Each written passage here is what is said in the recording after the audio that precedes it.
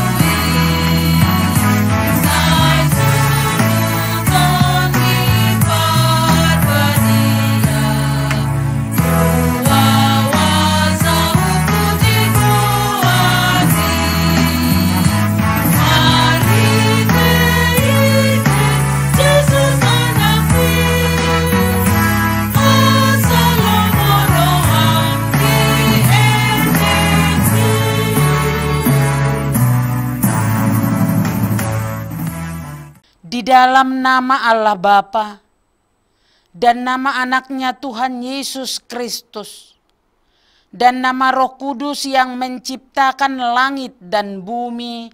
Amin. Permulaan hikmat adalah takut akan Tuhan. Semua orang yang melakukannya berakal budi yang baik. Puji-pujian kepadanya tetap untuk selama-lamanya. Haleluya.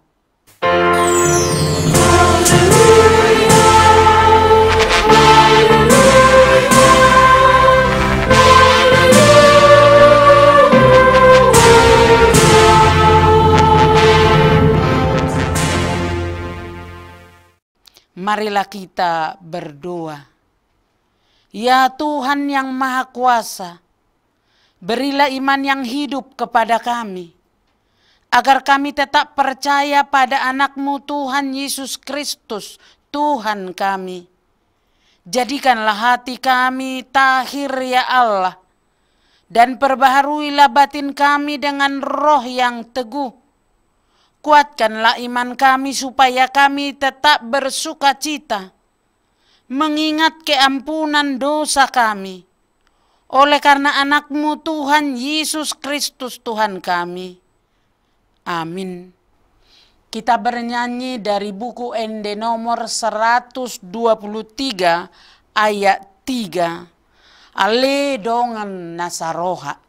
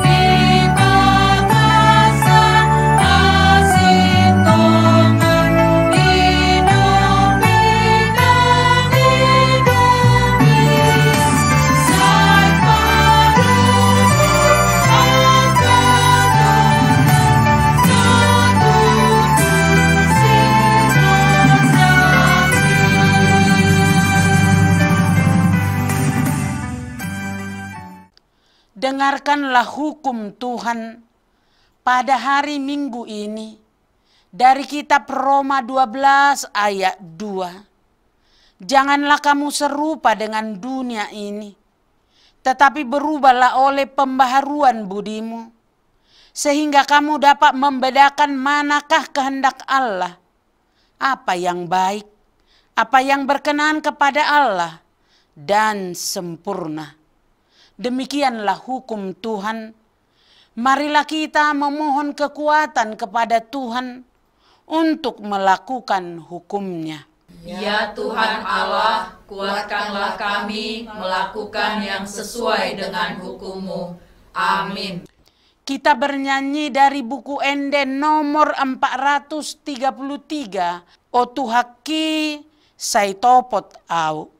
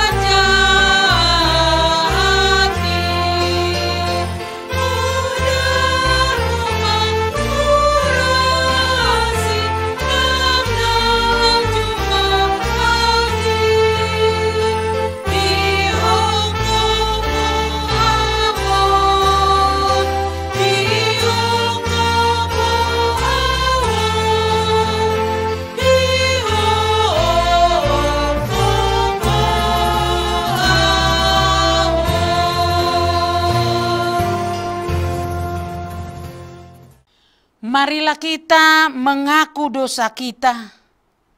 Ya Allah Bapa kami yang di sorga, Engkau mengampuni dosa kami orang yang hina dan tercela ini di dalam anak kesayangan-Mu.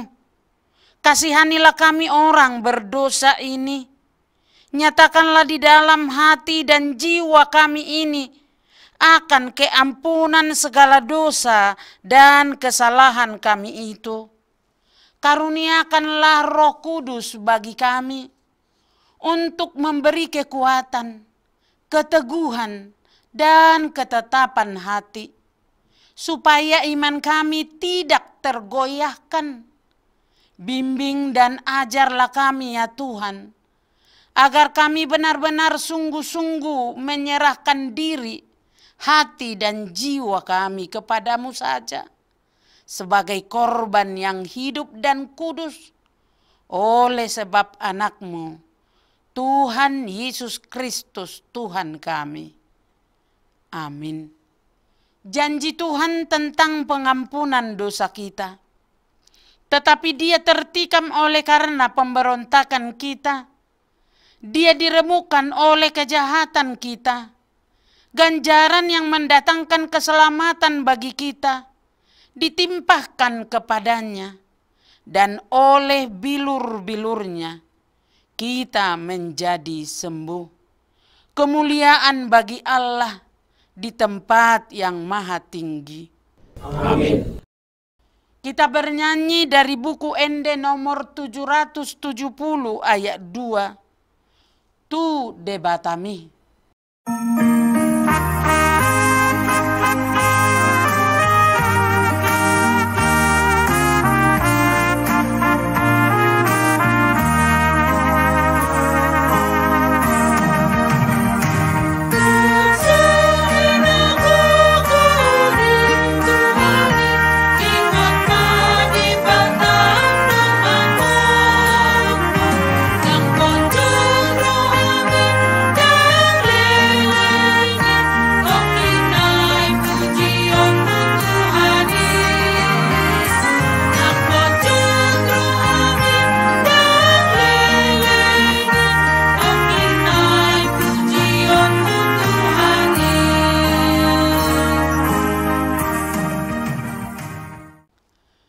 Firman Tuhan yang ditetapkan untuk kita menjadi epistel pada minggu ini tertulis dalam Yakobus 5 ayat 12 sampai 18.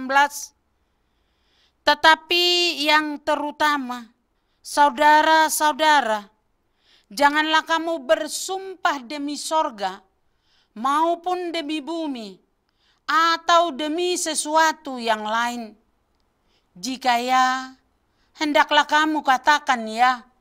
Jika tidak, hendaklah kamu katakan tidak, supaya kamu jangan kena hukuman.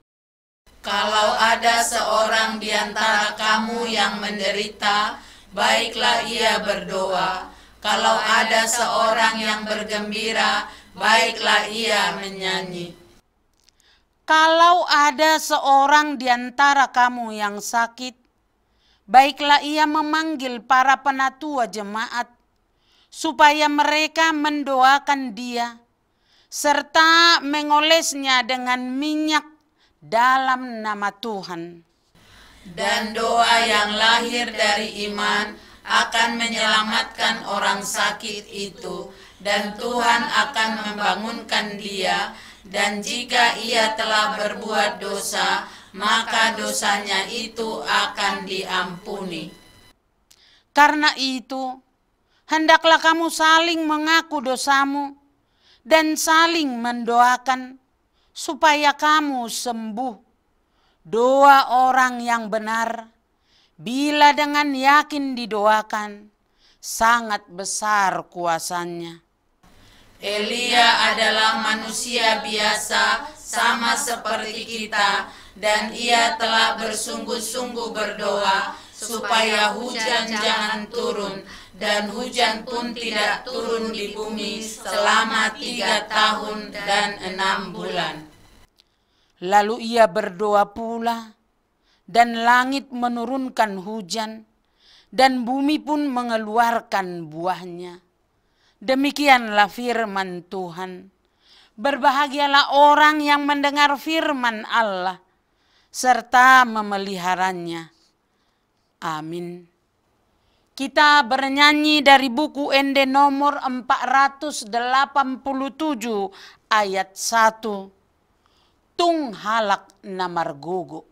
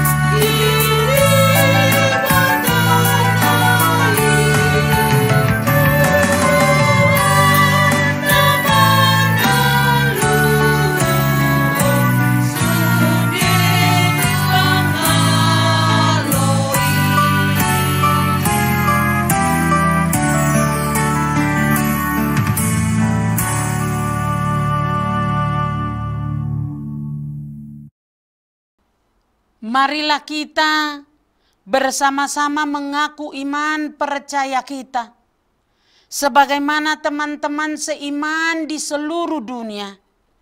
Kita bersama-sama mengucapkannya.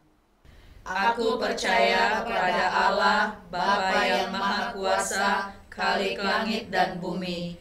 Aku percaya kepada Yesus Kristus, Anaknya yang tunggal Tuhan kita, yang dikandung daripada Roh Kudus, lahir dari anak darah Maria, yang menderita sengsara di bawah pemerintahan Pontius Pilatus, disalibkan, mati dan dikuburkan, yang turun ke dalam kerajaan maut, pada hari yang ketiga bangkit pula dari antara orang mati, naik ke surga, duduk di sebelah kanan Allah, Bapa yang Maha Kuasa. Dari sana akan datang kelak untuk menghakimi orang yang hidup dan yang mati.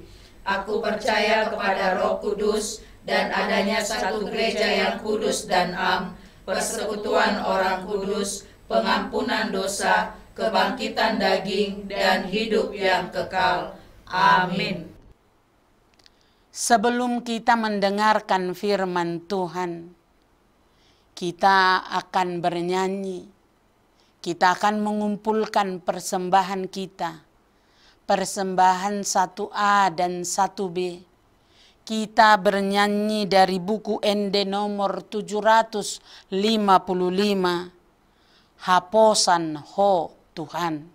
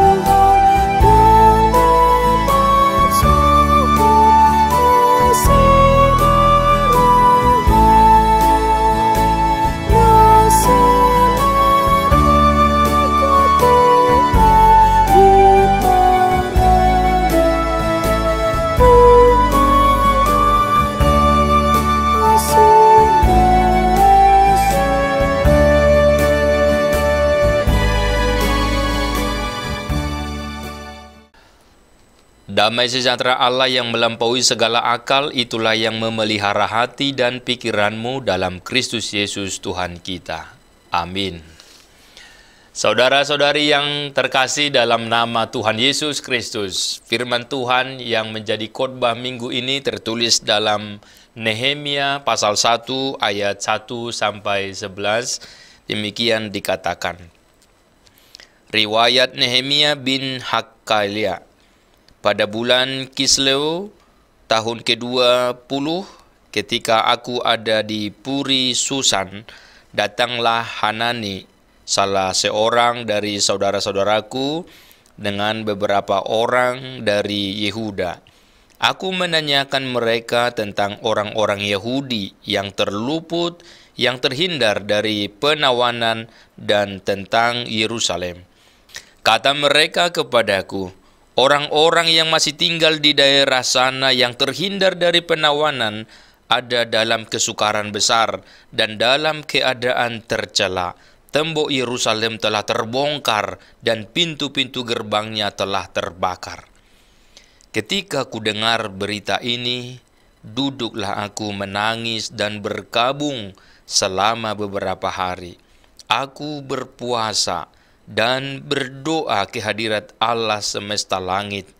Kataku, ya Tuhan, Allah semesta langit, Allah yang maha besar dan dahsyat, yang berpegang pada perjanjian dan kasih setianya terhadap orang yang kasih kepadanya dan tetap mengikuti perintah-perintahnya.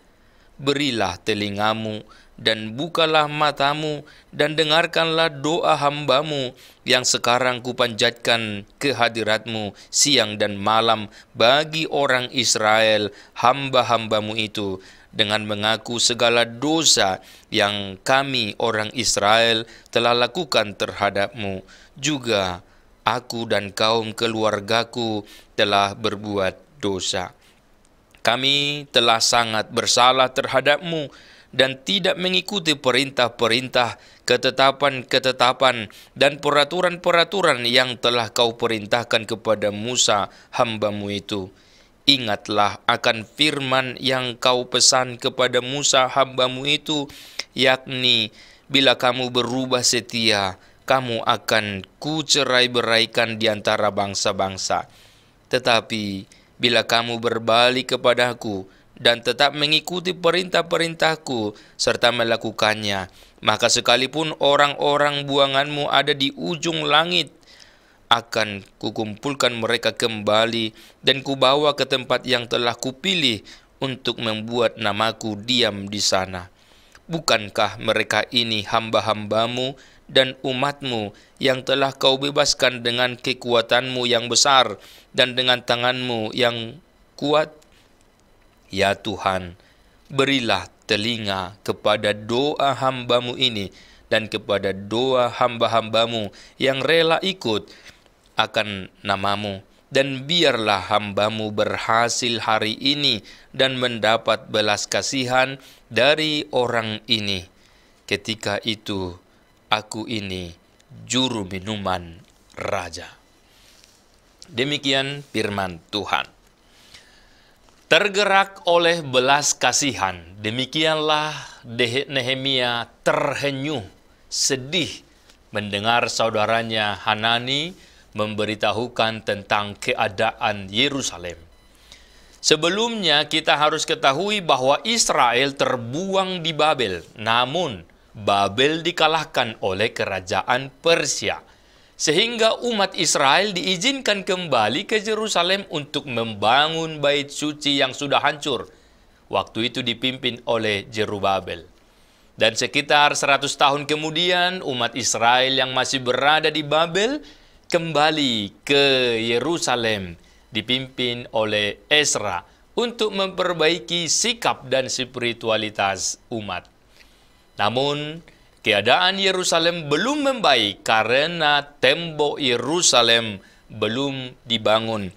Dan bahkan pintu-pintu gerbang dikatakan terbakar. Artinya, keadaan hidup mereka terancam dan menyedihkan.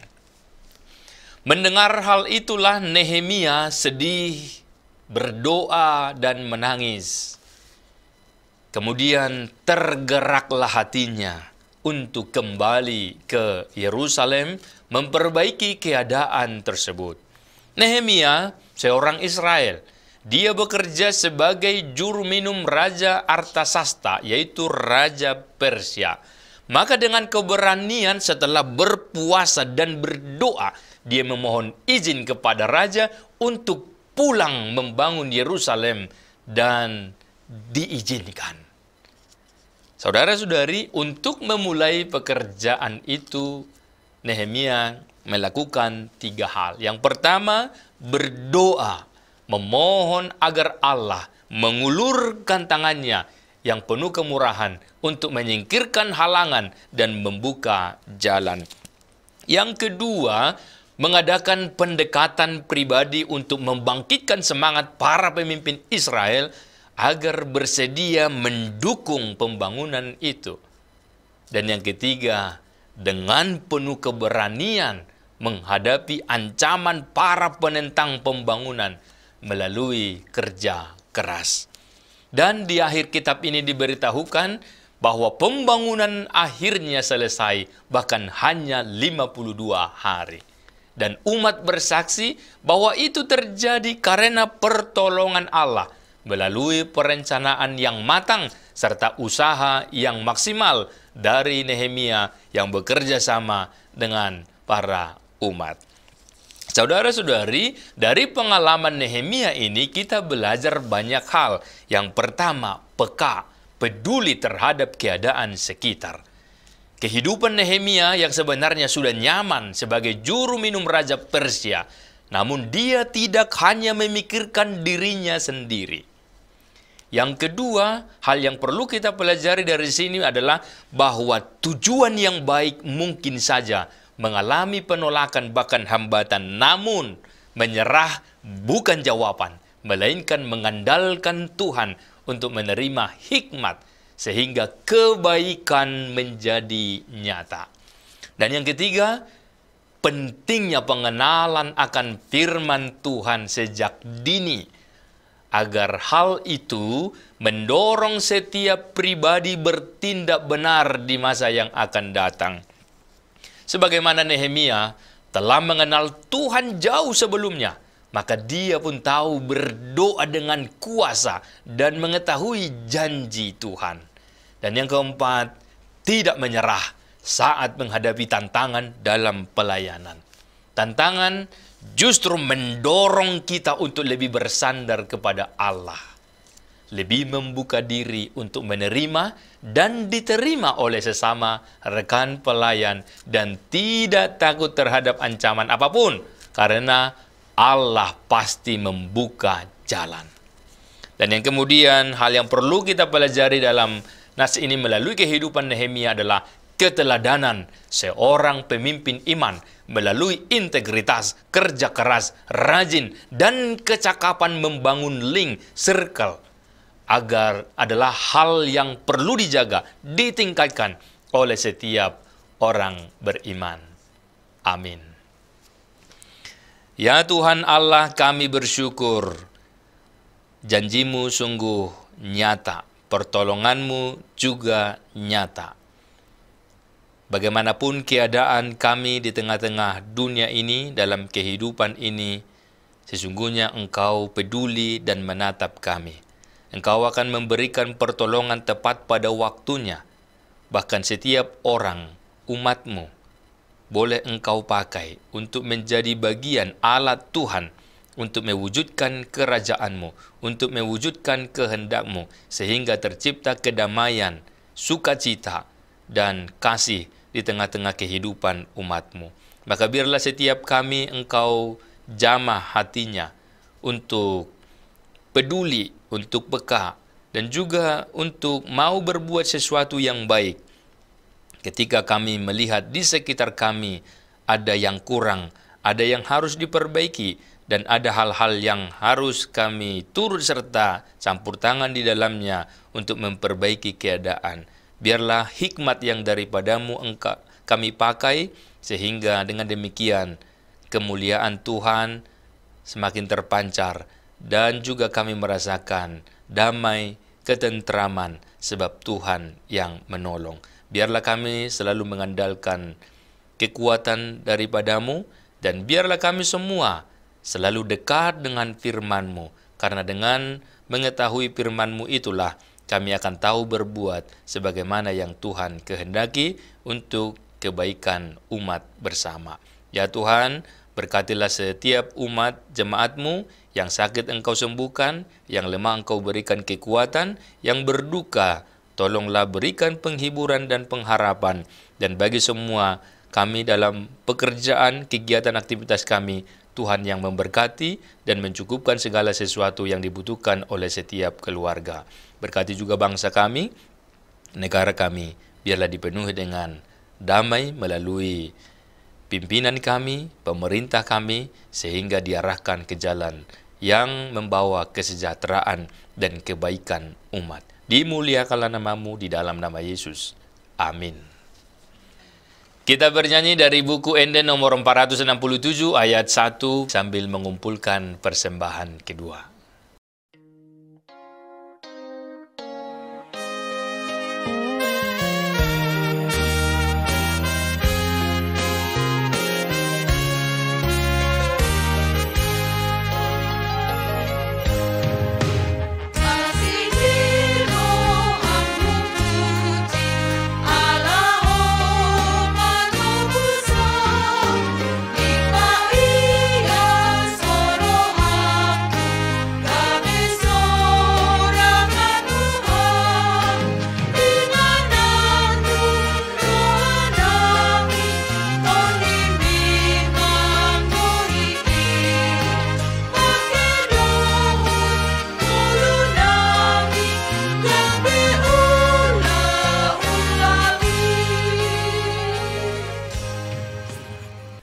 Marilah kita berdoa untuk menyerahkan persembahan kita kepada Tuhan.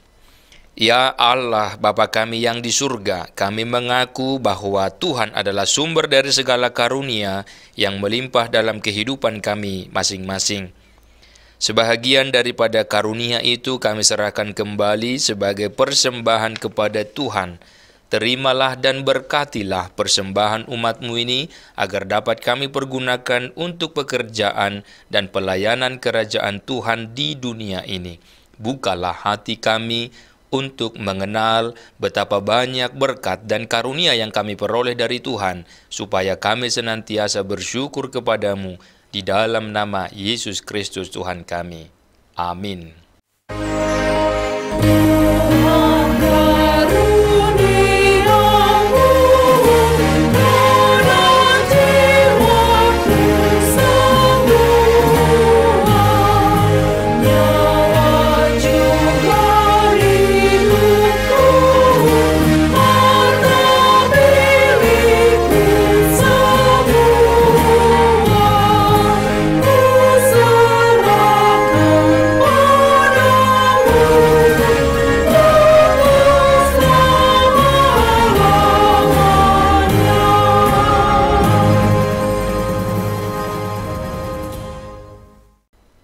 Bapa kami yang di surga, dikuduskanlah namamu. Datanglah kerajaanmu, jadilah kehendakmu di bumi seperti di surga.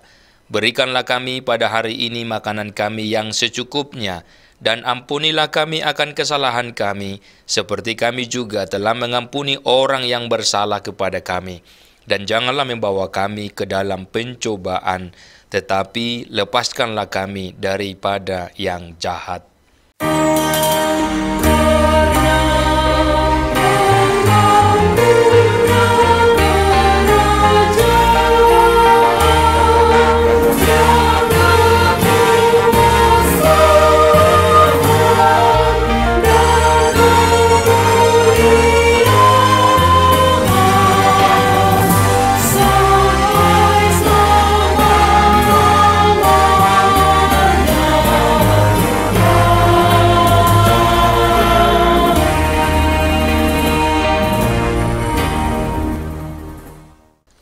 Terimalah berkat Tuhan.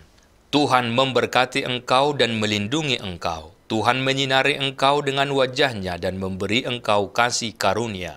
Tuhan menghadapkan wajah-Nya kepadamu dan memberi engkau damai sejahtera. Amin.